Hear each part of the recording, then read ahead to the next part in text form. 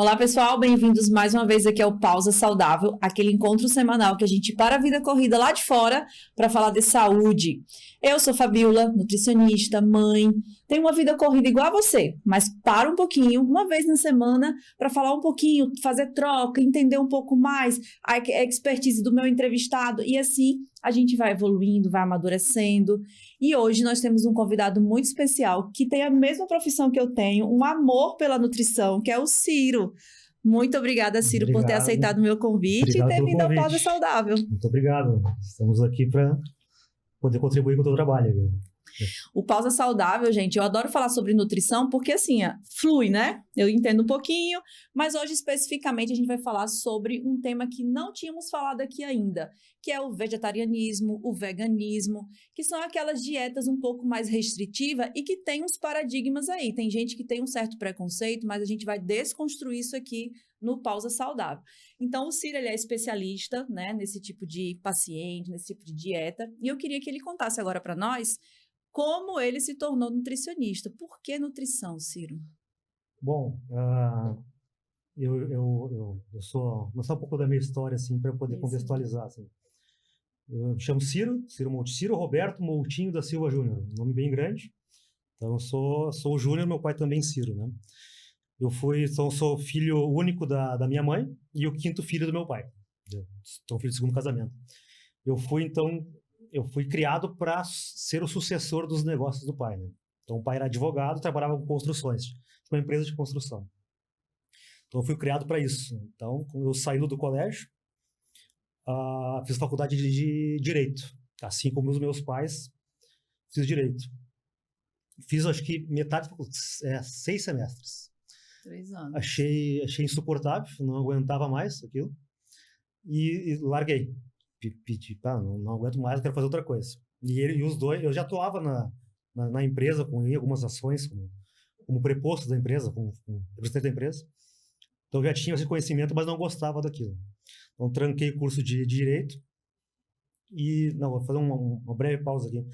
Sempre foi a terceira opção do meu vestibular, sempre foi nutrição. Só que eu não consegui fazer porque eu tinha o preconceito dos meus pais e de todos da época que não daria dinheiro, né? Então, eu nunca consegui fazer aquilo que eu gostaria de fazer. Fazer. Uhum. Sempre fui esportista, sempre gostei de alimentação, mas nunca foi permitido fazer isso. Eu saí do Direito, administração. Mais 3 anos de administração. Tranquei também. Porque como eu sempre fui empreendedor, eu acabava aprendendo mais a ser um funcionário, uma coisa que eu não queria, né? Então, eu saí novamente do curso de administração. Tive alguns negócios, né? Eu sempre fui empreendedor, sempre trabalhei com o pai, nos negócios dele. Saindo do pai, eu já tive empresa de informática há alguns anos. Na época das lan houses, eu tive 5 lan houses ao mesmo tempo, com loja de informática. Então, eu já fui de diversos ramos, assim. Tenho atualmente uma empresa com a minha esposa, que tá aqui, uma empresa de gastronomia. Nos bastidores aqui. Uma empresa de gastronomia. A gente atua desde 2002. Não, desde 2012. Ela formou em 2008, desde 2007, 2009, mais ou menos, a gente atua. E a nutrição veio depois de tudo isso, quando eu não precisava mais de recursos para eu já tinha, digamos, um sucesso financeiro. A nutrição nunca foi um caminho buscando dinheiro, no caso. Eu já tinha sucesso financeiro. Eu passei por alguns processos de desenvolvimento pessoal. Conheci um rapaz que fez uns treinamentos comigo. E me descobri ali que eu podia fazer aquilo que eu gostava realmente, né? Então, a nutrição, eu me formei agora no final do ano. Estou agora nutricionista, mas sou empresário, sou filho, sou pai, sou marido. E agora, voltando à tua pergunta inicial, né, do veganismo. O vegetarianismo veio na minha vida. Eu lembro que a história começou. Eu tinha uma lembrança como se fosse de colégio, assim, mas eu acho que foi um pouco depois. Foi 2005, então eu já tinha saído do colégio. Eu vi um documentário, A Carne é Fraca, não sei se você conhece. Eu acho que eu assisti. É famoso, é famoso. A Carne é Fraca. Então, eu vi esse documentário, acho que em 2005, quando foi lançado. Fiquei com aquilo na cabeça. Me incomodou. É bem impactante o documentário. Sim. Tem outros documentários, depois eu até falo para vocês. Foi bem impactante e eu me senti muito mal com aquilo, né? Mas como meu pai é do interior, minha mãe do interior, eu sou gaúcho, terra do churrasco, machismo, comer carne é coisa de macho. todos esses preconceitos que tem, eu era a mesma pessoa que falava mal dos veganos, né? Não, você como é que vai ter força assim? Como eu sempre fui do esporte, eu sou praticante de jiu-jitsu, né? Jiu-jitsu. Então, desde 2000 mesma época, eu acho. Então, então eu sempre achei que não era compatível uma dieta vegana com o desempenho físico no esporte, né? Então, sempre é legal, ok, mas não aguento. Tirava sarro, inclusive, das pessoas que eram. E daí, passado alguns anos, nós já tínhamos empresa de eventos, nós estávamos fazendo uma visita técnica numa cidade do interior aqui, na Nova Prata, acho que era. E é uma estrada que então, sobe a serra, né? Sobe a serra e daí isso aí é uma mão única, não tem como ultrapassar. Então, nós fomos fazer a visita técnica, estava eu e a Natália, acho que tinha uma funcionária com a gente, e a gente ficou atrás de um caminhão que transportava porcos, né? Então, é um caminhão, uma gaiola, assim, como se fosse um caminhão-baú, só que com gaiolas, e ficavam todos os porcos um em cima do outro. Então, ali ficava um grande estresse, eu passei 2 horas atrás daquele caminhão. Então, os porcos, eles comiam as orelhas do outro, comiam os rabos do outro, tudo sangrando. Então, foi bem impactante esse momento. Então, a gente ficou 2 horas acontecendo isso, né? Daí chegamos em Porto Alegre, né? A Natália, minha esposa. A partir dali, nunca mais comeu carne, né? Eu ainda fiquei um pouco resistente na questão dos nutrientes, de não ter mais o desempenho físico que eu tinha nos esportes, né? No jiu-jitsu, na musculação. Mas ela ficou, acho que uma semana... Ela ficou não é eficaz, eu ainda sou a mesma pessoa, né? Sou um ser humano ainda, homo sapiens sapiens, né? Não me tornei nada, apenas tenho uma dieta que exclui parte de alimentos. Então a Natália tornou-se vegetariana e eu acho que demorou uma semana ou 2, eu fui num churrasco, famoso churrasco aqui no Rio Grande do Sul, e nesse churrasco tinha alguns amigos nossos e um deles, naquela época eu era faixa branca de jiu-jitsu, e tinha faixa roxa de jiu-jitsu lá, irmão da amiga nossa, e ele era vegetariano. Então, naquele momento que eu tive contato com ele e vi que era possível ter uma dieta sem carne, ele era ovo-lacto vegetariano. Então, a partir daquele momento, é possível isso acontecer. Daí, desde lá, isso faz, acho que... Eu me perco um pouco das coisas, acho que fazem 12 anos que eu não como carne, né? E, posteriormente, há 11 anos, minha filha tem 9, um pouco antes, 11 anos que eu sou vegano, que eu não como nada de origem animal. Nem carne, nem leite, nem ovos, nem derivados disso. A Nath também. A Natália é ovo-lacto vegetariana. Ela come leite, apesar dela ser intolerante à lactose agora, né? E celíaca, né? Então, a gente come bem parecido. Ela come ovos a mais. Eu tô até com medo dessa entrevista. Eu vi que você fez uma cara quando eu falei dos porcos. Né? Mas então, aí eu vou te contar, assim, olha como as conexões da vida são, né? Lá em Natal, quando eu comecei nutrição, eu tinha 3 amigas na sala que eram vegetarianas. Legal. E os meus trabalhos eram com elas, entendeu? Parece até que Deus colocou naquele grupinho, trabalho em equipe, pronto, você vai fazer com as 3. Sim. E aí a gente saía pra jantar, eu via muito colorido os pratos delas, entendeu? E eu dizia, mas vocês não colocam carne, mas todo o resto coloca, né? Todo o resto. Todo o resto, entendeu?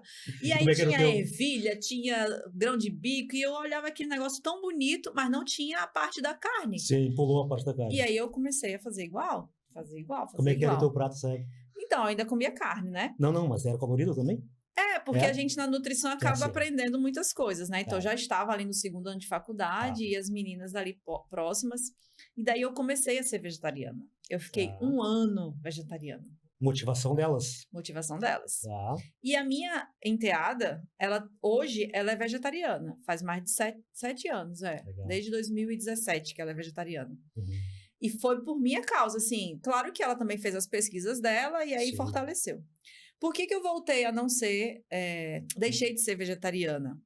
Porque lá em casa, os meus filhos comem muita carne, o meu ex-marido come muita carne, entendeu? Então, ficava muito difícil eu fazer uma coisa separada. Foi influência do meio. E aí, por exemplo, eu e a Júlia, a gente fazia panqueca, aí a minha com ela era com soja, e aí a deles era com carne moída, né, que aqui chama de guisado. Sim. E aí, era muito trabalhoso fazer 2 tipos de alimentação para almoçar, porque tinha pressa, tinha que ir para aula de música, inglês, não sei o quê. Aí eu fui deixando. Mas hoje eu faço várias refeições sem carne. Tipo assim, essa parte aqui eu não vou colocar no prato, eu só coloco o resto. Sim. Então, assim, eu não sei, Ciro, se tu foi colocado de novo no meu caminho, porque pra mim faz até um pouco de mal. Eu queria até que você falasse um pouco sobre isso, né? Às vezes, às vezes a gente tem a coisa de comer carne por uma questão da sociedade. Mas é cultural, melhor, né? a digestão é melhor, entendeu? Tem tantos benefícios você comer. Fora que eu trabalho com alcalinidade, certo? Sim. A gente estava falando agora há pouco de água alcalina. Todos os alimentos são alcalinos ou ácidos, ok? Se eu Certo. tiver que calcular cada um, eu tenho uma média daquele prato, onde a minha dieta ela pode ser mais ácida ou mais alcalina. Então, eu tenho grão de bico, eu tenho aspargo, eu tenho alface, eu tenho brócolis, eu tenho abacate. Se eu pegar e fizer uma continha, o certo é eu ter um saldo final de uma dieta mais alcalina. E quais são os alimentos alcalinos, gente? São os vegetais, porque as carnes são ácidas, entendeu? Então, você tem que fazer o teu prato com muito mais vegetal do que a carne, entendeu? Então, olha só que conexão bacana, né? Você tá falando, não sou eu, né? Eu tô falando das conexões. Você tá falando que é mais saudável, não sou nem eu. O que é mais saudável, Mas vamos lá, eu queria que você explicasse para quem está assistindo, porque a gente está aqui partindo do pressuposto que nós entendemos. Mas quem está lá assistindo em casa, no trabalho, qual é a diferença do veganismo para o vegetarianismo, para o ovo lácteo, para o carnívoro? Eu queria que você desse uma explicada assim, meio geralzão na dessa verdade, diferença, entendeu? As pessoas que seguem uma dieta à base de vegetais, de carne e derivados, chama-se onívora, não é carnívora. Né? A pessoa carnívora é quem só come carne, são os felinos. Nós, seres humanos, na verdade, se a gente fosse... Eu não sou uma pessoa ativista do veganismo, né? Lógico que sou vegano, né? Mas eu não fico pregando e dizendo, por exemplo, que é superior à dieta vegana. Eu acho que é, lógico. Mas eu não bato nessa tecla, né? Então, pela composição nossa, biológica, nós seríamos frugívoros, na verdade. Porque, eu não quero estar muito nesse termo, tá? Mas simplesmente se a gente pegasse uma carne crua e uma manga, qual que dá vontade de comer? Uma carne crua ou uma manga? Óbvio. Então, nós temos várias características, né? A dentição não tem caninos grandes, são pré-caninos. Nosso intestino é muito maior que um animal carnívoro. Então, nós temos várias características do corpo que nos torna herbívoros, na verdade. Tá? Mas não quero ir muito nisso. Mas nós temos a capacidade de ser onívoros também, de comer carnes e vegetais. E tubérculos quando for assado com fogo, na verdade. Existe uma diferenciação dessa nomenclatura de que é cada pessoa, né? Cada dieta escolhida, no caso. Então, para o pessoal entender, então onívoro, pessoas que comem de tudo, né? Carne, vegetais, derivados. Onívoro. Tu és onívora hoje, né? Ovo lacto vegetariano. Ovo lacto vegetariano. Come ovos, leite, mas não come carne. Certo. Lacto vegetariano. Come leite, mas não come carne. Ovo vegetariano. Come ovos, mas não come carne. Depois nós temos o vegetariano estrito. Não é restrito, não é. É estrito. Estrito. É quando tu falou uma coisa no começo, não está muito certa. Porque não é uma restrição, né? Sim. Né? Então, a gente opta por não escolher aquilo. Nós podemos comer, lógico. Sim. Então, o vegetariano estrito, né? Que seria a alimentação vegana só. Né? A alimentação à base de vegetais exclui, então, ovos e leites e derivados. E o vegano, ele se preocupa com coisas além da alimentação. Então, é o vestuário, não vou usar cinto, não vou usar couro, a cadeira que eu vou comprar do meu carro não vai ser o banco de couro. Então, ele se preocupa, o creme dental não tem testes de animais. Então, ele se preocupa com outras coisas da vida dele que não é alimentação. É, né? Um estilo de vida, né? Estilo de vida, né? Mas, então, existe uma corrente de veganos que são mais chatos, assim, eu já me considerei um vegano muito chato.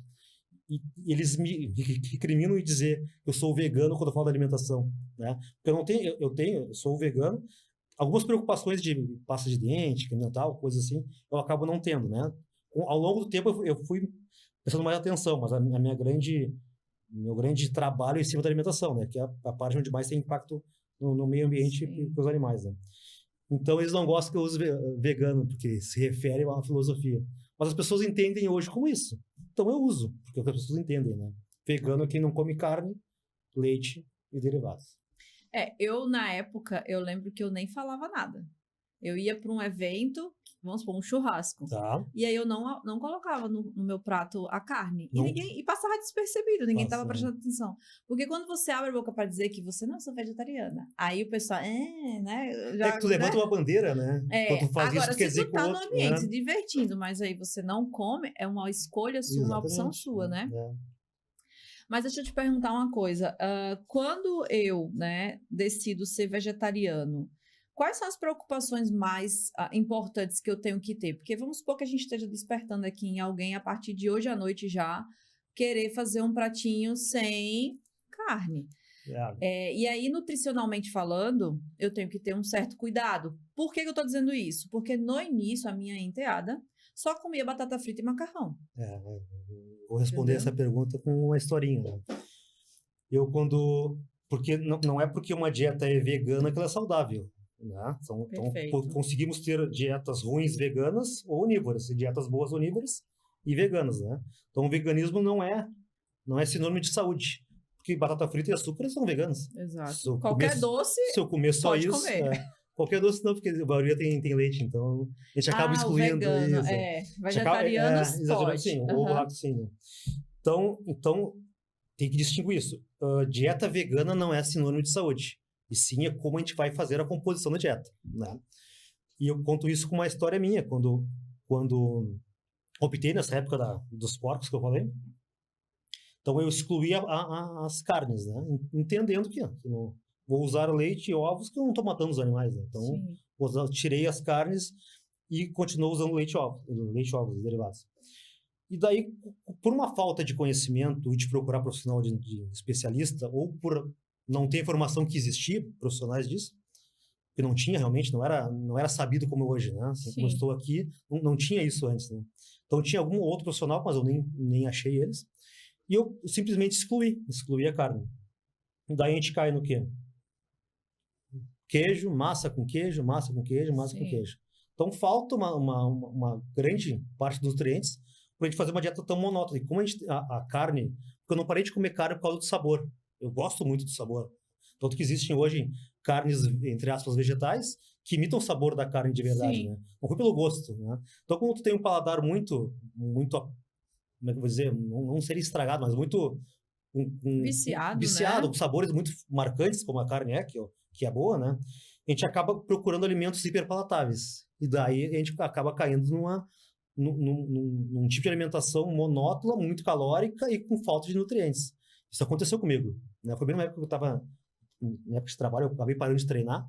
Então, aconteceu uma grande carga de caloria, uma grande falta de nutriente, a falta de exercício físico, eu engordei, fiquei sem saúde, né? Taxas elevaram.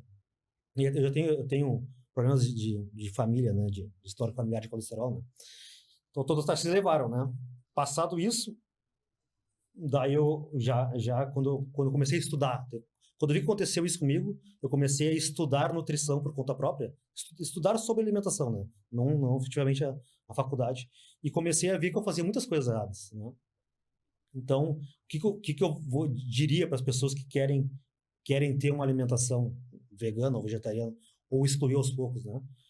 A primeira hipótese, eu acho que é excluir aos poucos, né? Tirando a carne, excluir aos poucos. Voltando um pouquinho. Assim como a gente faz um paciente no consultório, né? Nós somos colegas de consultório, né? Como a gente faz com um paciente que quer emagrecer, por exemplo, o que a gente faz com ele? A gente vai colocar mais alimentos no prato dele para depois tirar outros, né? Para ele acostumar com novos sabores, com novas texturas, né? Então a gente coloca alimentos e depois vai tirando outros e assim a gente vai tendo uma troca com eles até ficar uma dieta limpa, né? Eu vi tu falando sobre a água esses tempos, o refrigerante, né? Tira o refrigerante e troca no zero. Depois do zero, vai aos pouquinhos, né? Então, no caso da nutrição para uma dieta vegana, o caminho correto é introduzir alimentos, introduzir cores no prato, assim como a tua colega fazia, galera. E aos poucos tu vai tirando a carne e colocando mais leguminosas. É basicamente isso. Depois, no final da conversa, vai ficar bem simples o que é feito, mas é bem simples ali no final do que comer, né? No fim da história. E assim, alguns nutrientes são super importantes porque as carnes são ricas nele. Então, eu queria falar um pouquinho assim, exemplo, A vitamina B12, que é uma preocupação para quem Essa aí, começa a não comer carne. a vitamina B12 ela é a única é o único nutriente que a gente não encontra em origem vegetal. Tá? A gente encontra em origem animal, mas não porque os animais têm vitamina B12, e sim porque eles são suplementados com vitamina B12. Os bois, entre toda a suplementação de B12 que existe no mundo, de 60% a 90% são dadas aos bois. Coloca injeção nos bois, ou na ração, eles comem, ficam na carne, e as pessoas que comem a carne acabam ingerindo aquela vitamina de maneira secundária, que poderiam só eliminar o boi, tira o boi e come de maneira direta, né? Então, a B12, sim, é um nutriente que a gente tem que estar sempre atento e tem que suplementar. Ou suplemento direto, ou alimentos fortificados, assim como quem come carne, que o boi é suplementado, né? Quais são os alimentos que a gente pode encontrar B12? De origem animal? Sim, industrializados. Não, Não, sem ser de origem animal. Não, suplemento direto. Compra cápsula e come. Ah, tá. Não. Mas se eu quiser só com a dieta? Leites vegetais são fortificados. Não, nenhum alimento vegetal tem B12. Porque ele é de origem microbiana. São micro-organismos que fazem a B12. Né? Então, por isso que tu não vai encontrar em vegetal. Nós fabricamos B12 no nosso corpo. Só que a gente fabrica no intestino grosso. Então, a gente não consegue absorver ela. Por isso que ela tem que ser de maneira fora. E esse sim é o único nutriente que tem que ser suplementado com suplemento. Todos os outros que a gente vai falar aqui tem na alimentação, mas a B12 não.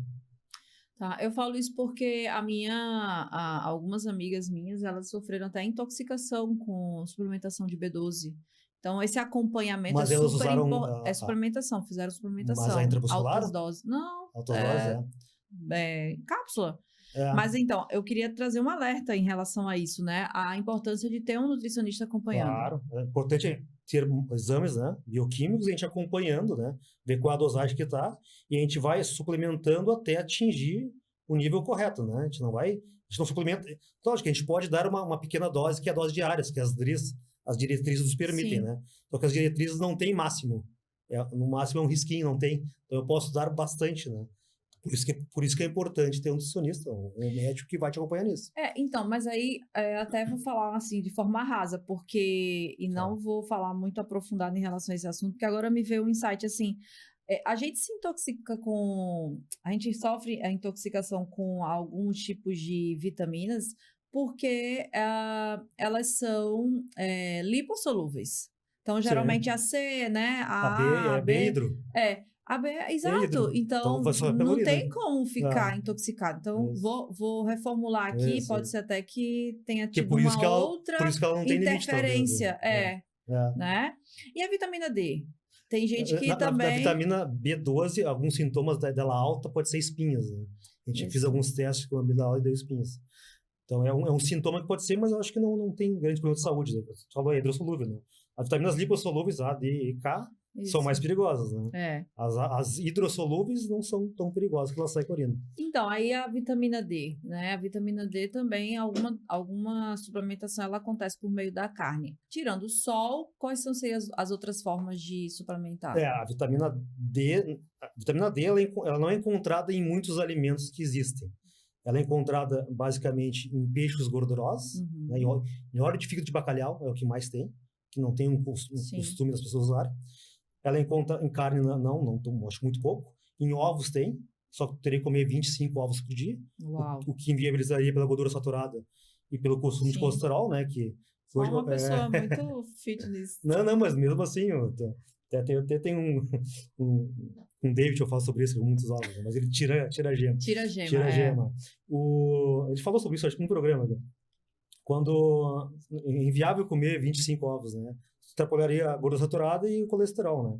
Então, os alimentos de origem animal que tem vitamina D são ovos, fígado de bacalhau, tem uma listinha por aí.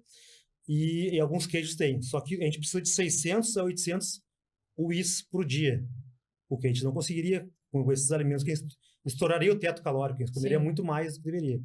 Então, a maneira mais segura hoje de ter vitamina D, exposição ao sol, né? Acho que nós estamos num lugar no Brasil que não tem muita incidência do sol, então a gente capta menos, né? Absorve menos a vitamina D. Então, daí, partindo disso, a gente vai para a suplementação. Mas 40% das pessoas onívoras também têm deficiência de vitamina D. onívoras, Mesmo não, comendo carne, mesmo comendo erva. ovos, tudo. Então, elas têm deficiência, né? E a outra, o que acontece daí? Os alimentos que são fortificados de vitamina D é o leite e a margarina. Leite e margarina, que o vegano não usa, né?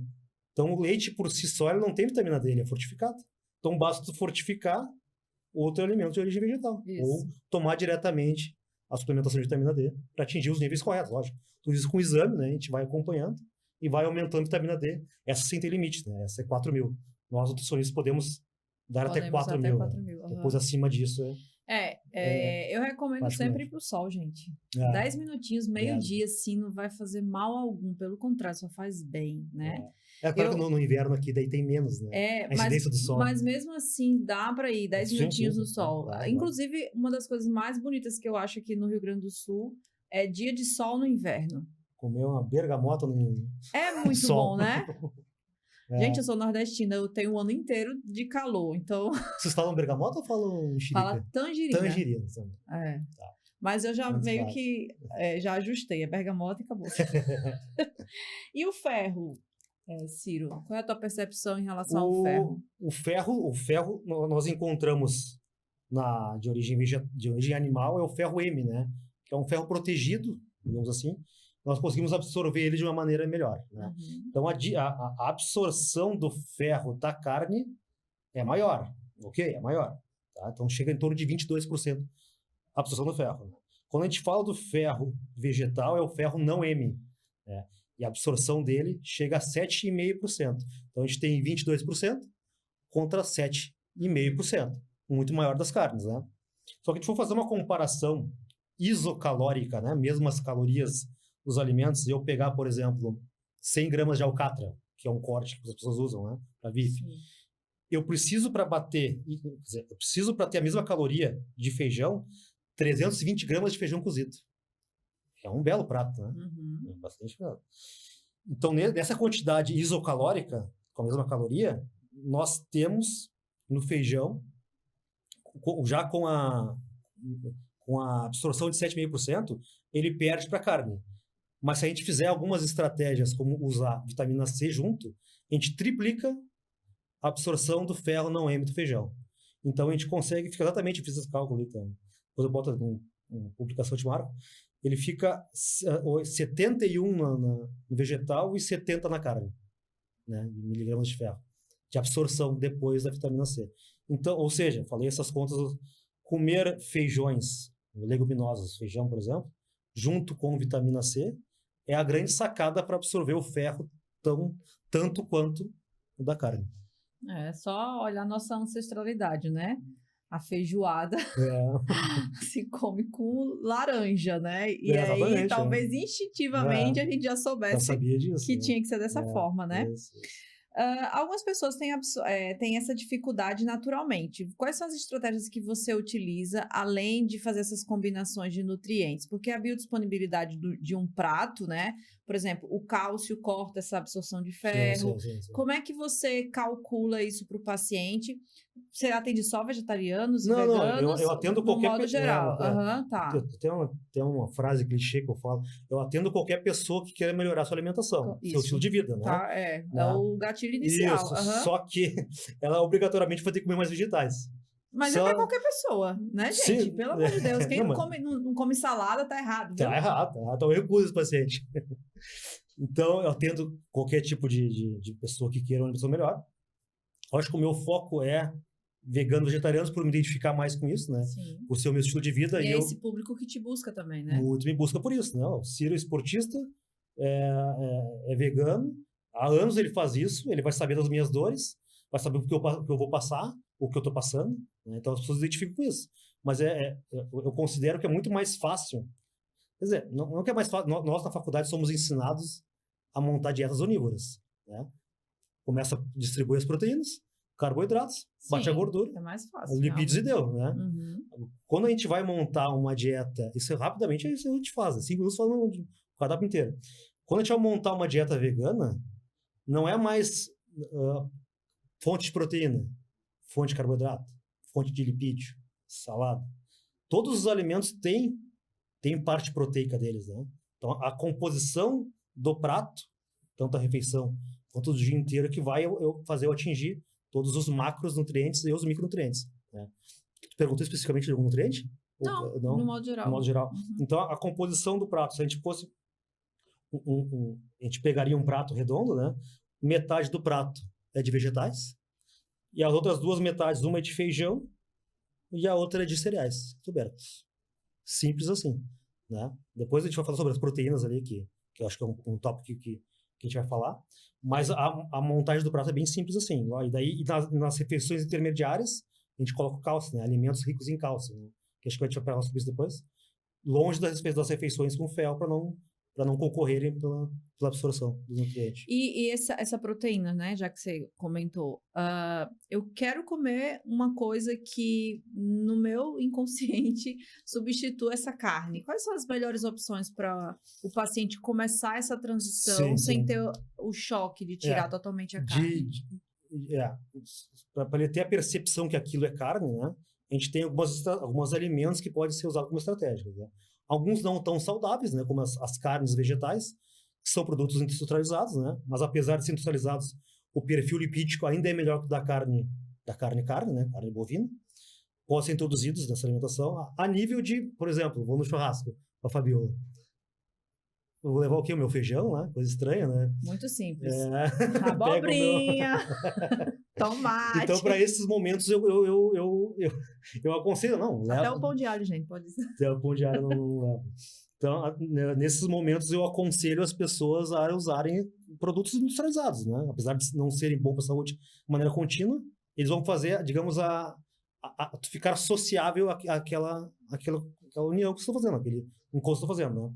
Mas agora, se a gente vai falar sobre nutrição, o que acontece das proteínas? A população vegana, ela ingere menos proteína que a onívora. Uhum. Isso é fato. Ok. Mas não menos do que necessário, do que as diretrizes. O que as diretrizes nos dizem hoje? As DRIs nos dizem hoje, né? As nossas diretrizes da nutrição. É de 10% a 35% das calorias totais é de proteína, né? Então, se eu pegasse e comesse, por exemplo, só feijão, eu ia comer 24% de proteína da refeição. Lógico que eu não comeria só isso, né? Então, é só eu bolar a minha refeição que atinja essa quantidade de proteína. Mais de 10%, eu estaria nas recomendações das diretrizes nos dão hoje, né? E agora, qual o alimento que eu tirar? Quero tirar a carne e botar outro alimento. Feijão. Bota mais feijão, que tu vai ter o ferro, que a gente já falou agora, e tu vai ter a proteína, que também tem no feijão. Tu acha melhor feijão mesmo? Lentilha, grão de bico, você consegue fazer... Eu dou exemplo de feijão, mas são as leguminosas. Sim, mas eu tô falando porque eu passo mal com feijão. O que acontece? Me dá flatulência. Flatulência, tá. O que acontece? Mas a lentilha e o grão de bico não. Então eu como muito mais esses dois. São leguminosas. Mas aí eu sou nutricionista, sei como substituir. Agora para o paciente que está em casa. É o grupo das leguminosas, né? Que são feijão, grão de bico, soja e seus derivados, lentilha, ervilha. Então o grupo das leguminosas são ricos em ferro, como a gente falou antes, e também em proteína, né? Depois nós temos outros industrializados que a gente pode usar, que não é um grande industrializado, que é a PTS, proteína texturizada de soja. Sim. Já comeu? Sim, faço até carne moída. Né? Então, apesar de ser um produto... Parece carne moída, gente. Produto processado, né? Passa processamento. Não usa grandes processos químicos, né? É extraído a soja em grão, é extraído o óleo da soja, aquilo que sobra passa por processo de extrusão. Uma máquina que molda... Processo de quê? Extrusão. Extrusão. Que tem calor e ele forma aquele... Daí tem as bolinhas maiores, tem os bifinhos. Então, aquilo é um processo mecânico, né? Calor mecânico, forma aquele guisadinho, né? Sim. Então, tem vários formatos da processo de extrusão. Então, apesar dele ser processado, ele não é ultra processado. Ele passa um processamento. Mas se for pegar a tabela nutricional da PTS, né? Ela tem 50% dela é proteína. Então, dá para fazer uma macarronada com essa... Exatamente. Então, para quem vai utilizar de maneira culinária, a PTS, a gente hidrata ela na hora de fazer, né? Hidrata ela com água quente, deixa alguns minutos ali, tu escorre ela e tu faz que nem guisado, ou carne moída. Gente, o segredo é o tempero. Não é? Se tu pega uma soja dessa e você coloca páprica, coloca orégano, manjericão. Você sabe mais do que eu de cozinha. Não tanto, não tanto. Quem sabe mais é a Natália. Mas é o tempero, gente, é o sal, né? Faz aquela misturinha ali. Não tem como a pessoa não achar óleo, que aqueceu e pôs sal e fica bom. Entendeu? Às vezes a gente fica... Eu queria trazer isso para nossa conversa aqui. As pessoas, por falta de informação, já excluem, né, a coisa do vegetarianismo, do veganismo. É um conceito prévio, né? Lá em Natal, né, eu ia para restaurantes veganos. Uhum. A comida era maravilhosa. Maravilhosa. Bem não elaborada. Tinha nada de carne. E aí você comia aquela banana da terra, não sei o quê, com um purê de... como é que você chama aqui? Lá é girimum, mas é... Não sei. Como é? Abóbora, Girimum, girimum, mas também tem outro nomezinho aqui, que eu esqueci, que é um verdinho assim. Abobrinha? Abóbora italiana? Não, a abóbora é a laranja, e a verde, menor? Abóbora cabotiá. Abóbora cabotiá. Então, gente do céu, eu amava, inclusive doutora Brenda e doutora Débora Sá são as donas desse restaurante. Se puder depois botar o arroba delas aqui. Mas são profissionais, assim, muito qualificadas. E elas têm esse restaurante enorme lá. Não tem nada com carne. Que legal. Não conheço, nada com não carne. Conheço. Aqui eu não conheço muitos restaurantes que são exclusivos. Não, tem alguns. Vegetarianos. Eu quero o nomezinho. Vamos. Mas tem restaurantes com culinária saudável aqui, sim. Que eu também já fui. Então, a gente tem que desconstruir na cabeça das pessoas essa coisa de que comer vegetais é ruim, né? Mas ao mesmo tempo... Eu acho que é um pouco da dieta ocidental, né? Muito fast food. A dieta ocidental estragou um pouco a nossa saúde, né? Mas esse preconceito que as pessoas têm hoje, que é um conceito prévio, né? É prévio. Conceito prévio, preconceito. Eu também tinha. Então eu não posso dizer que eu não entendo eles, as pessoas que têm esse preconceito, porque eu era a mesma pessoa que dizia a mesma coisa. E aos poucos e com os exemplos que eu fui vendo, que é o que eu procuro fazer hoje eu não tento convencer ninguém a ser vegano ou vegetariano, né? Eu tento dar o exemplo. Eu consigo. Tu quer ser? Vem comigo, que eu consigo te auxiliar, né? Mas o meu trabalho é muito em cima disso. Pegar a pessoa que já tem a vontade de ser, por motivos diversos, e auxiliar a pessoa a chegar nos objetivos físicos, no caso dela. E eu queria, assim, até polemizar um pouco, né? Quando Vamos polemizar. Vamos polemizar. Quando você fala de carne, tá? A gente sabe que tem essa questão do animal, né? Dos maus tratos. Eu queria que a gente trouxesse aqui, tá? Você falou só do porquinho lá no carro, mas, gente, tem uma indústria gigante por trás. Muito cruel, muito cruel. E que faz mal para o nosso meio ambiente, né? Já mostra as notícias ali na Amazonas, no estado do Amazonas, que estão devastando para poder fazer pasto. E aí toda a questão da água que é utilizada. Eu queria que você falasse um pouquinho de tudo isso, porque desperta na gente, no coração, né? Não é nem só a alimentação, é no coração. Faz um dia só sem carne, né? Já vai estar ajudando bastante pro planeta e pra tua saúde, consequentemente, né? Os motivos que me levaram a escolher uma dieta sem carne foram exatamente esses, né? Apesar de eu não ser muito ativista, lógico, eu sei, foram os motivos que me levaram a ser isso, né? A optar por isso, né? Então, atualmente o consumo, a fabricação, por exemplo, de carne bovina, ela tem grande impacto ambiental, né? De várias maneiras. Para eu fabricar 1 quilo de soja, de grãos, se eu não me engano, estou sem isso, mas são 3.600 litros de água, né?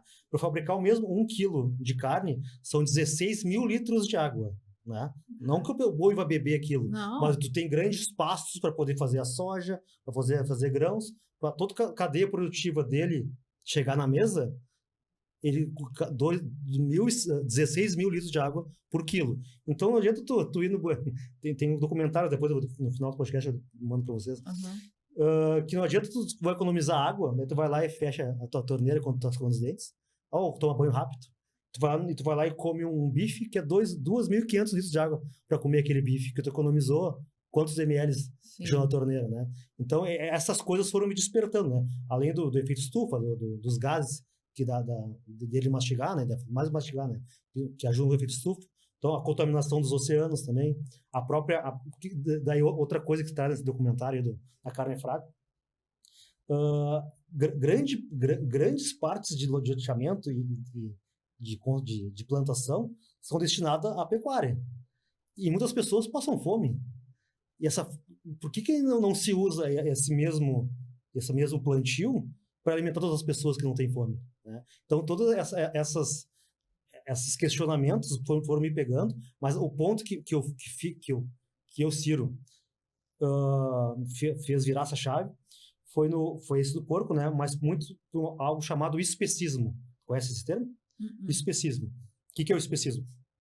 É a distinção de eu dizer que um animal é diferente do outro, uma espécie é diferente da outra, né? Então, a gente sempre teve muito cachorro em casa, muitos pets, né? Então, sempre gostamos muito de animais, cachorro, gato, tanto mais cachorro. E a gente tratava os animais como se fosse da casa, como se fosse a nossa família. E daí tu vai ver biologicamente qual a diferença de um cachorro e de um porco. Não tem diferença. Não, um é rosa, o outro não é rosa. Não tem. Eles têm a mesma composição. Então, como é que eu posso tratar um animal, um cachorro, como se fosse da minha família, e eu vou lá e vou comer o porco e vou virar bacon e tá tudo certo, né? Então, chama-se especismo. Algo parecido com os escravizados, né? Dizer que brancos são superiores a negros, né? Então, o mesmo parâmetro que usa para isso é o especismo também. Eu faço distinção entre espécies. Esse foi o principal motivo de eu ter parado de comer carne. Quando eu entendi, não tá certo. Então, isso foi até além da nutrição. Eu parei de comer, mesmo que isso me deixasse fraco. Porque quando eu entendi isso aí, quando me deu esse estalo do especismo. Eu tenho uma dessas minhas amigas nem se rotulava, né? É. Ela dizia assim, eu não como animais. Já impacta bastante. Acho que impacta mais você dizer, eu não como animais. Aí faz você dizer, ops, né? Mas eles falam, mas nem peixe. Nem peixe. Daí a gente fala, nada que tenha olho. É mais impactante. A Natália usa bastante. O doutor Gabriel de Carvalho, não sei se você sabe quem é, ele fala, eu assisti uma aula dele, né? Sobre pisco-vegetariano, que é a pessoa que come peixe, né? Mas aí também não pode ser vegetariano, né? Mas eu ainda acho que são classificações que elas existem, mais por existir, né? Porque, tipo, a Fabíola quer comer um dia a semana sem carne, ok, vou ficar muito feliz, né? Eu não preciso dar nomenclatura às pessoas, né? Mas eu fico feliz com todas as pessoas que conseguem ter uma dieta vegana, digamos que seria mais difícil, ou qualquer pessoa que diminua os produtos de origem animal, que vai fazer bem para ela, e para os animais e para o planeta, né? Consequentemente. E aí...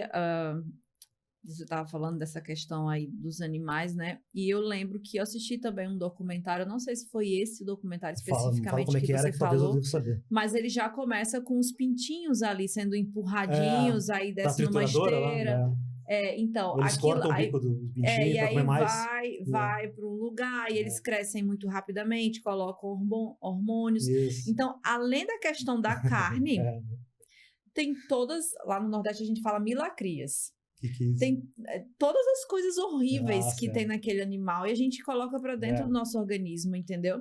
É muito difícil hoje você assegurar que a carne, ela tá vindo, por exemplo, sem o estresse daquele animal que foi colocado num ambiente super pequenininho e viveu, ao invés de 40 anos, apenas 5, porque tem que ser abatido com menos tempo para poder gerar uma indústria. Isso. Então, se a gente tiver um pouquinho de compaixão em relação a esses animais, e eu achei muito legal você falar do cachorrinho, porque eu tenho um cachorrinho em casa, e o que ele tem de diferente de um porquinho, né? Inclusive, o porquinho pequenininho é muito bonitinho também, né?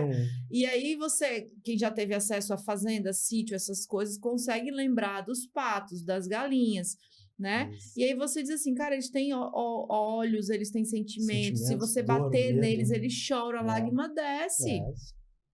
Né? Tem sentimentos. E agora, gente? Depois desse podcast tá difícil. Eu não levantei esse tema por esse lado. Porque quis polemizar. E quando na indústria de ovos, né? Esses documentários é tipo uma colheitadeira, eles vão pegando os pintos, os pintinhos. Já é mais moderno isso, nesse que parece que ele pega com as mãos. Então, se ele é macho, não vai botar o ovo, ele vai para um triturador. Eles tocam assim, triturador. Ficam moendo, vivo. E as fêmeas, elas cortam os bicos para poder comer mais. e não bicar as outras. Meu Deus, né? Tá difícil. Então, amanhã já muda tudo na minha vida. Ciro, Nath, por que vocês vieram aqui? Fui convidado. Eu nem queria falar disso aí. Quando a gente exclui, o ovo lacto vegetariano não teria problemas, entre aspas, com o cálcio, porque atualmente, do jeito que a indústria se desenvolveu, se configurou, a principal fonte de cálcio nas dietas é o leite e os derivados, né? Porque assim foi constituído. Pega as vacas, tranca as vacas, elas são dóceis, vai lá, tira o leite e deu, né? Então a indústria foi feita assim. Então os cálcios estão na nossa dieta, né? Todas as pessoas quando vai montar a dieta da pessoa lá e vai bater o cálcio, a gente bota o quê? Bota leite, bota queijo magro. Bateu o cálcio, deu 1000, fechou. Okay. Né? E quando é vegano, como é que a gente faz, né? A gente vai para algumas estratégias, né? Alguns alimentos que são chave para se eu quiser ter uma alimentação in natura, sem usar suplementos, só com bater o cálcio em origem vegetal. Eu, particularmente, uso muito o gergelim, que ele tem 100 gramas de gergelim, ele tem 975 miligramas de cálcio, que é quase o que a gente precisa, né? Sim. Então, eu, Ciro, fiz muito agora, voltei a fazer agora, eu como 2 porções de 50 miligramas, uma no café da manhã, uma no café da tarde. Essas duas eu já bati o cálcio, com simples manobra, né? Miligramas ou microgramas? Miligramas, cálcio em miligramas. Okay. Cálcio em miligramas. Cálcio em miligramas. Então, 100 gramas de gergelim tem 975 miligramas de cálcio. As DRIs, as recomendações para adulto que nem nós, é 1000 miligramas, né? Exato. Então, como eu boto aveia nos dois, quando o meu ano de dieta dá 1.200 miligramas de cálcio com essa dieta. Né? E de ferro, botou ferro, se eu não me engano, dá 38, sendo que eu preciso de 8, sabe? Eu não sou mulher. Então, bem completo. Então tá bem só para os integrais, né? Então, o cálcio, para quem é vegano, as fontes de cálcio são gergelim, seria a primeira, depois chia tem, tofu tem, se eles forem coagulados em sais de cálcio, para fazer coagulação, não são todos que são, então tem que ver isso, ou daí leites fortificados de cálcio, daí vai para a suplementação. Né? Os leites... E os leites vegetais? Leite vegetais, leite vegetal, né? Leite vegetal não existe porque vacas não têm, porque soja não tem tetas, né? Mas aquele caldo que fazem. Bebida à base de vegetal. Exatamente. Geralmente elas têm bastante proteína, a base de soja, e todas elas têm suplementação de cálcio. Sim. Daí fica fácil de bater. No Nordeste tem muita dieta que a gente calculava com castanhas. Sim. Entendeu? Castanha de caju lá tem muito e é super barato, sim. Então dá para colocar na dieta de qualquer pessoa que mora lá. Sim, aqui já é mais difícil, que é bem mais caro, né? É mais caro, é mais gorduroso. E o ômega 3? Ômega 3. Ômega 3 é um ácido graxo essencial. Né? Nós temos dois ácidos graxos essenciais, ômega 3 e ômega 6. O que significa isso? Nós temos que ingerir ele, a partir da alimentação, para fazer outros graxos essenciais. O ômega 6 é de fácil acesso, todos os óleos vegetais têm ômega 6, e o ômega 3 a gente usa alguns alimentos, né? O que acontece quando a gente suplementa, a pessoa deve suplementar ômega 3, deve ter uma embalagem lá EPA e DHA, né? Isso aí. EPA e DHA é a forma convertida do ômega 3, né? Que é o EPA e DHA, a original seria o ALA, que é o ômega 3. Então, então isso é geralmente de origem animal, é do peixe, né? EPA e DHA são de óleo de peixe. Então, os peixes comem as microalgas lá, transformam o ALA, ômega 3, em EPA e DHA, e daquilo ou a gente come na sardinha, no atum, etc., ou no óleo, né? Ou suplementa com óleo. No caso da origem vegetal, a gente vai usar o quê? A linhaça, a chia e os seus óleos, mas daí não mais na forma convertida, na forma originária. É o nosso corpo que faz essa conversão. Então, a gente ingere, de 2,2 a 4,4 gramas de ômega 3 em forma de ALA. Né? Eu faço uso... O óleo de linhaça, eu ia trazer até. É um óleo de compra no mercado. Né? O óleo de linhaça é o óleo de peixe para os veganos. Né? Então, uma colher de sopa por dia é suficiente para bater toda a necessidade de ALA, né? De ômega 3 da dieta. Lógico, depois, para a gente converter melhor isso, a gente tem que fazer algumas associações para converter o ALA em EPA e DHA. Né? Algumas estratégias ter uma proporção, porque como é o mesmo mecanismo que faz a conversão do ômega 6 e do 3, a gente tem que usar a proporção de 4 ômega 6 para 1 de ômega 3. 4 ômega 6, 1 para ômega 3. A gente consegue fazer uma boa conversão. Então, a maneira mais fácil de fazer é reduzir outras gorduras. Então, ter uma dieta poucas gorduras e uso só o óleo de linhaça. Tá, mas aí minha pergunta para você é o seguinte: eu não tenho acesso a essas sementes, porque elas também são um pouco mais caras. Eu sou uma pessoa humilde, quero ser vegetariano. Como é que eu posso encontrar sem ser gergelim, linhaça, chia? Qual Tu seria... diz do ômega 3, tu diz? Aham. Do ômega 3, se fosse para a origem animal, seria o sardinha, atum, Os peixe peixes. gordurosos. Tá. Por si só, eles são mais caros que o alimento vegetal. Uhum. Então, se teoricamente tu não tivesse condições de comprar a linhaça, tu também não vai conseguir condições de comprar o peixe, né? Ou nem mesmo o suplemento. Né? Então, aí nós tiraria fora esse assunto, né? Porque é mais barato do que o ômega 3 de origem animal. Eu falo para acessibilidade, assim, de quem quer mudar e não tem recurso, né? Porque isso é uma dificuldade do nutricionista. Quando a gente trabalha numa região que a gente tem uma população que quer comer melhor, quer ser vegetariana e não tem o recurso, né? Então, esses exemplos são interessantes. Mas a gente pode ter certeza que uma pessoa que passa de uma dieta onívora, né? Com grande ingestão de gordura saturada, de colesterol, né? E passa a ter uma dieta vegana, onde ela vai se preocupar com a qualidade da dieta, com certeza ela vai ter mais saúde, mesmo sem ômega 3 na primeira hipótese. Né? Sem dúvida, né? Então, sem estimular dúvida. O consumo de vegetais e frutas é muito superior a isso. Eu tenho um pouco de... Eu não chamo elitismo, assim, mas a mesma preocupação que tu tem, eu tenho, né? Como é que eu vou recomendar uma coisa que poucas pessoas têm acesso? Eu sempre acho que tem que ser uma maneira macro, né? O que tem que cuidar? Alimentação, treino, dieta, alimentação. Né? Todas as doenças é isso. Como é que evita? Treino, atividade física, alimentação balanceada, descanso e estilo de vida saudável. É só essas 4 coisas. É só isso que a gente pode controlar. Então, eu acho muito mais assertivo e efetivo a gente bater nessas 4 teclas do que ter algumas pílulas mágicas, uma cereja do bolo, que vai ser algo muito... Não vai ser a grande diferença da pessoa. Que é o terrorismo nutricional que tem na internet hoje. Isso. Né? A pessoa faz um vídeo de 30 segundos e diz assim: quer emagrecer? Tome água com limão de manhã. Pronto, aí a pessoa passa o resto do dia comendo errado, mas acha que vai resolver a vida dela porque colocou limão dentro da água. Se a árvore tiver a 10 km de distância. Aí a gente tá sempre ajustando os discursos, né? E olha, santo de casa não faz milagre, porque a minha mãe... porque meu médico mandou tomar água de chuchu para baixar a pressão. Mas come bolinho e biscoito no lanche da tarde com café, entendeu? Aí eu disse: mãe, a senhora tem a diabetes alta, a glicose alta, a pressão alta, e ele manda você tomar água com chuchu e deixa você comer bolo, né? Bolo vira açúcar. Mas, enfim, é a nossa luta, né? A gente assumiu um compromisso quando fez o juramento lá na formatura. Eu queria que você falasse um pouquinho, assim, agora saindo um pouquinho da questão do vegetarianismo, porque hoje existem vários tipos de dieta na internet.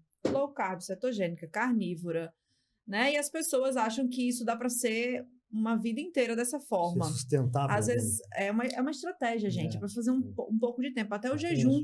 O jejum intermitente, você faz ali uma vez na semana, 2 vezes no máximo. Não pode viver não tomando café da manhã, por exemplo, ou não jantando, né? Sim. Porque aí tem as deficiências nutricionais. Tem que ver o que a pessoa vai fazer também. É individual, né? Individualizado. Mas fala um pouquinho. Sim, claro.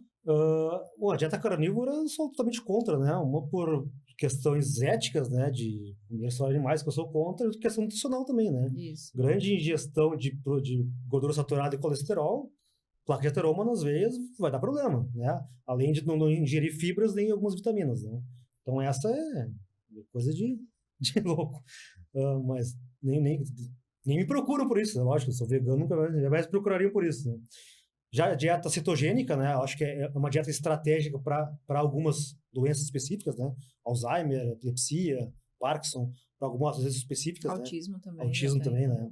Não estava com nenhum autista.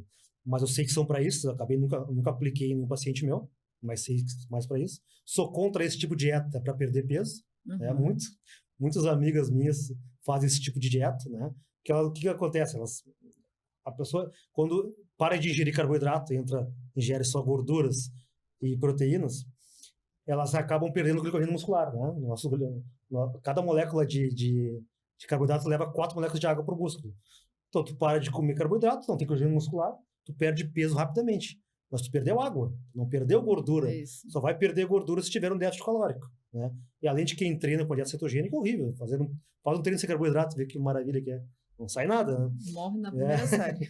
Então, cetogênica, para doenças específicas, né? Talvez algumas pessoas precisam, né? Parte mais comportamental. De um grande impacto na primeira semana, 2, para depois seguir. Talvez sim. É uma estratégia, como tu falou. Sim. Uma estratégia individualizada. Não posso dizer. E não serve para todo mundo. Exatamente. É estratégia individualizada, para a pessoa que tem especificamente aquilo. Dietas low carb, né? Dietas low carb também é uma estratégia. Porque que a low carb te manipula os carboidratos, né? Então, a gente deixa as proteínas estáveis, os lipídios, as gorduras também, e manipula o carboidrato. Quando a pessoa quer emagrecimento, a gente vai necessariamente cair para uma dieta low carb, porque vai manipular o macronutriente de carboidrato. Então, eu vou botar mais ou menos, né? Então, quando tu pega, por exemplo, um atleta, eu tenho muito atleta de jiu-jitsu, né? O que eles fazem? Eles precisam bater o peso para a luta, né? Então, o que eu faço? Eu vou baixando o carbo deles, até ficar bem baixo, vai dar uns 4 dias e ele vai ficar ruim, treino ruim, vai ficar indisposto, sobe o carbo. Chama ciclo de carboidratos. Então, tudo isso é uma outra estratégia para quando a gente quer baixar o peso do paciente, né? Baixar a gordura do paciente. Em alguns casos, no jiu-jitsu é peso também, tem que desidratar, né? Mas a low carb é apenas uma estratégia para algum momento específico. Não é para a vida inteira. A vida inteira é uma dieta balanceada. Sim. Com proteína, lipídio, carboidrato, frutas, verduras. As pessoas acham exagero quando a gente pesa os alimentos, mas se o nutricionista prescreveu daquela forma, é porque é necessário eu comer tudo durante o dia. Nem mais, nem menos, né? Claro, tem as medidas caseiras. Eu posso medir com colher, com concha, essas coisas, né? Não precisa ter uma balança. Mas se eu preciso, Fabiola, eu tenho 2 filhos de quase 1,90 m de altura. Nossa. Eles comem 4.000 calorias, porque os 2 treinam muito. Os 2 fazem vôlei, um vôlei de areia e outro vôlei de quadra. Então, por exemplo, hoje a gente comeu macarronada, uns pratões assim, ó, né? Tem o gasto. E, tudo magrinho, gente, porque é muito rápido para queimar, entendeu? Se eu comer o que eles comem... sim, o gasto deles, só por ser grandes, que é muito maior que o teu, né? Aí tem a idade, tem toda sexo, a questão. Então, assim, mas é necessário que eu calcule, porque o meu mais novo, por exemplo, sente muita cãibra treinando. Sim. Então, se ele não tem a reposição de eletrólitos corretamente, ele passa mal, entendeu? Sim. E aí, ao invés de tomar 2 litros de água, ele toma 4. Sim. E foi o que salvou eles. Isso é prova real, viu? É calculado. Então assim, eu entendo perfeitamente essa questão. É claro que a balança, ela pode servir para também a gente ter a noção dos alimentos, né? Sim. Não precisa ser escravo da balança sempre, né? Não precisa ser escravo da balança. Tu vai no restaurante, não, mas depois que tu meio que visualiza e sabe a quantidade, tu já meio que leva no macete, né? Mas sempre que eu tenho acesso à balança também. Eu também, eu calculo. Vou fazer uma crepioca, 30 gramas de goma, 3 ovos. Já comeu aveioca? Hã? Aveioca já come? Com aveia? Não. A gente faz uma aveioca vegana, tá boa. A Natália faz bem. Então, depois eu quero a receita. E aí, vamos lá, né? No veganismo é muito importante garantir a ingestão de aminoácidos, né? Certo. Você já estudou sobre a combinação de alimentos que vão ter esses aminoácidos essenciais? Sim. Na verdade, assim, isso é um mito que se fala, né? Quando a gente tem que fazer algumas combinações. De certa forma, sim. Mas todo o alimento de origem vegetal, ele tem todos os aminoácidos essenciais. Tem todos. Talvez de uma maneira não suficiente para o que a gente quer. Mas sim, tem todos. Alguns são mais pobres em algum aminoácido e outros mais pobres em outros, né? Por isso que vem as combinações.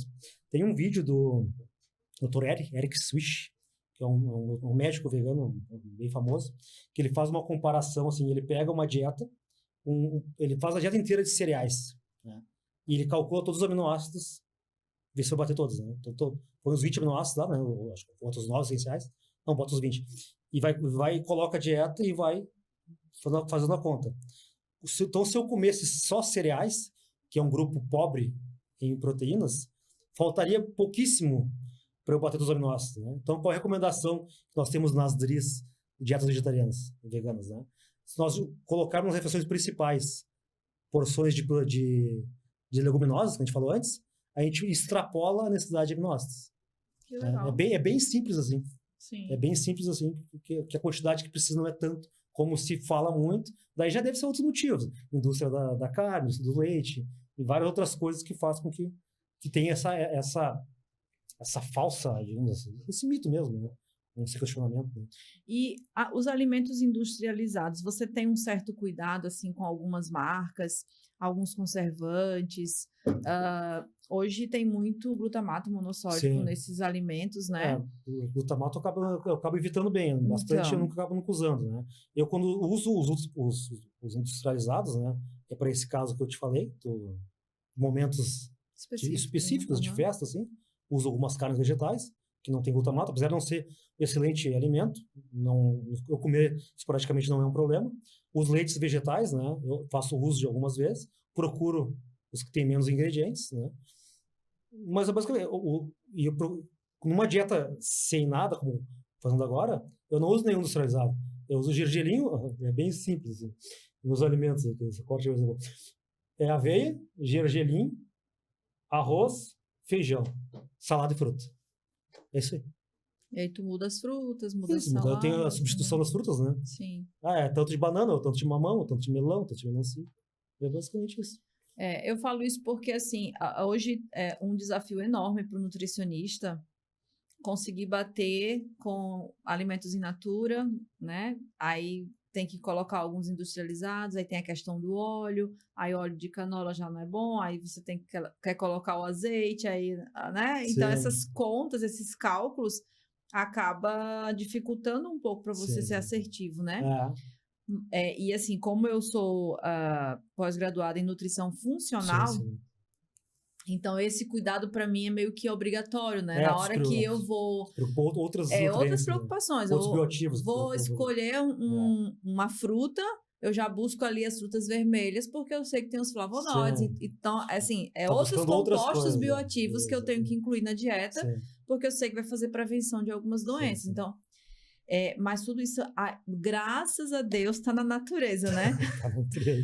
Eu falo muito pro paciente, é comida de Deus. Sim. Se foi o homem que fez, você não come. Se foi Deus que fez, né? Tirou do pé da árvore, aí tu pode comer. E parece que a gente fala tanto, mas no fim são orientações pequenas, né? É o básico. É comer alimentos integrais. Exatamente. Monta o prato assim, assim, assado. O que mais? Não, é só isso. É só o resto de estratégias para chegar nisso.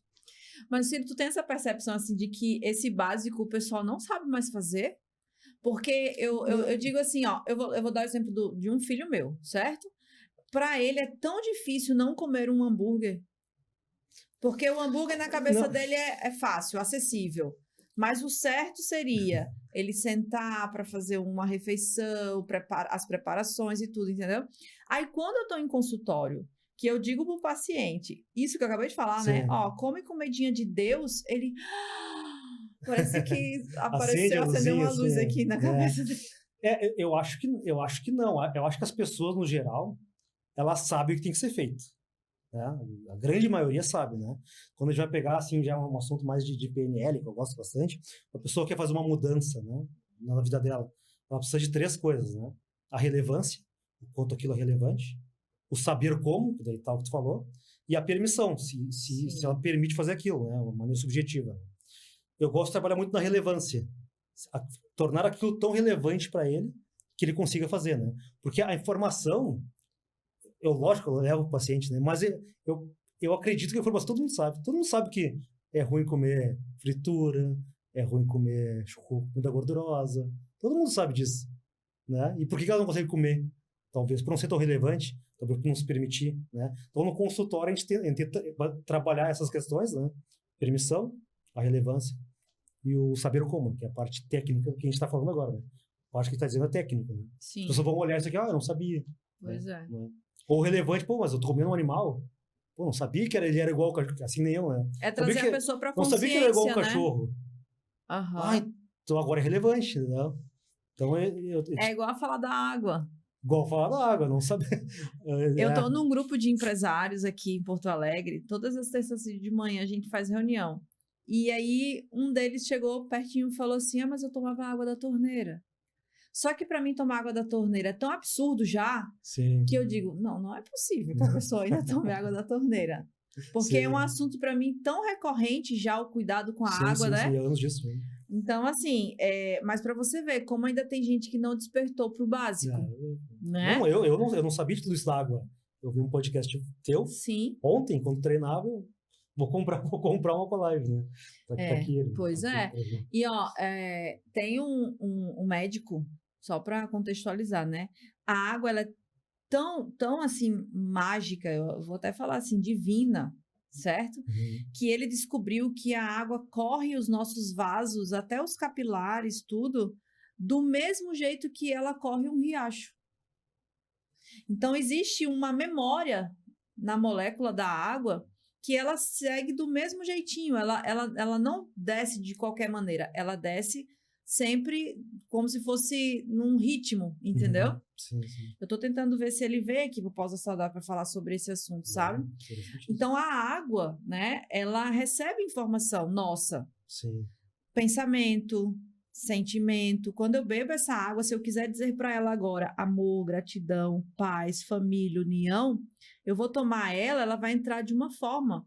Ela vai entrar hexagonal dentro do meu organismo. As moléculas da água, elas vão estar bem bonitinhas.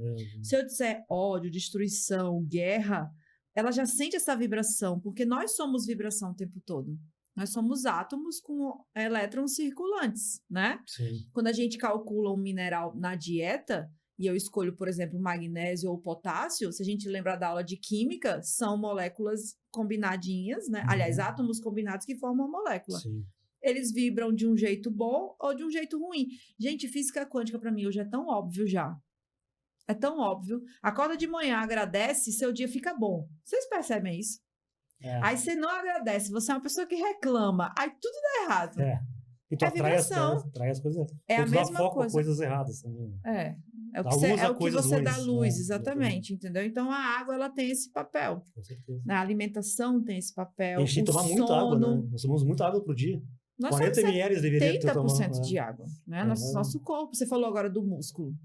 Que o glicogênio, não tem água. Exatamente, tudo tem água. Né? Nosso corpo é água. Né? O músculo da gente compra o whey mais caro que existe, R$300 um pote. E mistura com água. Qual água? Da torneira. Entendeu? Ciro, eu achei que você é uma enciclopédia de nutrição. Eu amei. Eu nem me lembrava mais de coisas que você acabou trazendo para aqui para entrevista. Eu gosto de ser... Eu não me considero um estudioso, eu me considero mais uma pessoa pragmática, de transformar aquela informação, né? Técnica, alguém descobriu um dia, como é que eu vou transformar isso para as pessoas normais? Eu me importo muito mais com isso. Por isso que eu acabo tendo pessoas no meu consultório, da minha equipe, que são muito mais técnicas que eu. Porque somos, lógico, mentores em várias... Inclusive um colega nosso lá, professor de faculdade, baita cara. Então eu sempre recorro às pessoas que sabem mais que eu. E eu sempre foco o meu trabalho no pragmatismo, de transformar aquilo em algo prático para todas as pessoas. Eu acho muito mais assertivo. E tu sabe que isso é um desafio, né? Porque tem tanta gente que sabe muito, mas não consegue transmitir. Isso, né? Quando tu tem o talento para transmitir, né? Tu vai mais longe. Exatamente.